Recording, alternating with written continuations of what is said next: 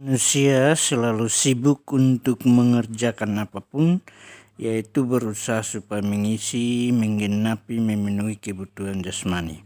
Sibuk untuk kerja, tapi ingatlah pesan Tuhan Yesus tentang hidup di neraka. Kata neraka dalam Perjanjian Baru disebut 66 kali. Kata neraka tidak ada dalam Perjanjian Lama. Kata neraka dalam bahasa Yunani disebut Hades. Kata neraka dalam bahasa Ibrani disebut Sheol. Kata neraka dalam bahasa Inggris disebut grave atau hell. Sedangkan kata neraka sendiri artinya dunia orang mati. Kata Sheol sama arti dengan dunia orang mati atau yang paling bawah bumi. Sebaiknya kita baca Ulangan pasal 32 ayat 22 yang berkata, sebab api telah dinyalakan oleh murkaku dan bernyala-nyala sampai ke bagian dunia orang mati atau Sheol yang paling bawah. Api itu memakan bumi dengan segala hasilnya dan menghanguskan dasar gunung-gunung. Itu penggalan syair dalam nyanyian Musa. Sedangkan Tuhan Yesus berkata bahwa orang yang berada di Hades atau Sheol atau grave atau hell menderita sengsara. Kapan itu terjadi? Di saat seseorang menghembuskan nafas terakhirnya dan rohnya belum berhasil ditarik ke atas. Bukti tertulis dalam Perjanjian Baru yang disampaikan oleh Tuhan Yesus di depan murid-muridnya yang 12 orang dan ditulis oleh penginjil Lukas. Tepatnya Lukas pasal 16 ayat 22 sampai dengan 23 yang berkata, kemudian matilah orang miskin itu, lalu dibawa oleh malaikat-malaikat ke pangkuan Abraham. Orang kaya itu juga mati, lalu dikubur.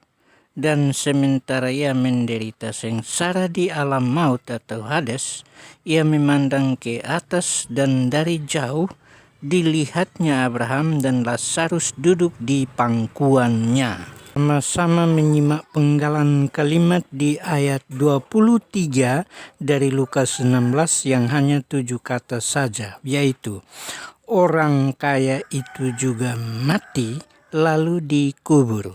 Kita bandingkan momen atau tenggang waktu yang dijelaskan oleh Yesus di ayat 22 dari Lukas pasal 16 yang berkata, kemudian matilah orang miskin itu lalu dibawa oleh malaikat-malaikat ke pangkuan Abraham. Dari dua penggalan kalimat ini kita dapat menarik kesimpulan atau konklusi bahwa tidak ada tenggang waktu antara putus napas atau mati, yaitu pada saat tubuh roh keluar meninggalkan tubuh jasmani. Kalau demikian, apa yang harus kita perbuat supaya mengalami nasib seperti orang miskin itu, yaitu pada saat putus napas langsung dijemput oleh malaikat-malaikat? Yang saya sarankan adalah 1. Memiliki pengharapan akan dunia baru. Lihat kisah Matius 2 ayat 1 sampai dengan 5 yang bercerita tentang 4 orang yang mengusung 1 orang lumpuh dan membawanya kepada Yesus. Yang kedua adalah memiliki pengetahuan yang cukup luas tentang kebenaran.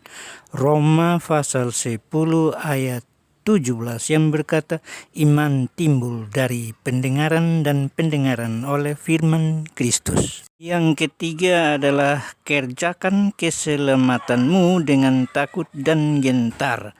Filipi pasal 2 ayat 12. Yang keempat adalah buang manusia lama yang ada dalam dirimu. 2 Korintus pasal 5 ayat 17. Barang siapa yang ada dalam Kristus, ia adalah ciptaan baru. Atau dengan kata lain, harus menanggalkan manusia lama yang menemui kebinasaan oleh nafsunya yang menyesatkan. Efesus 4 ayat 22 lebih jelas. Untuk sementara waktu ini, ikuti saja 5 langkah ini dan kita akan bertemu di waktu yang akan datang dengan penjelasan yang agak mendetail sedikit. Video singkat ini tidak memakan waktumu terlalu banyak, tetapi ini adalah inti atau sari daripada perjuanganmu untuk masuk dalam kekekalan, karena Tuhan Yesus sudah pernah berkata di Lukas pasal 13 ayat 23 yang berkata, "Berjuanglah untuk masuk melalui pintu yang sempit itu, sebab banyak orang akan berusaha tapi tidak akan dapat."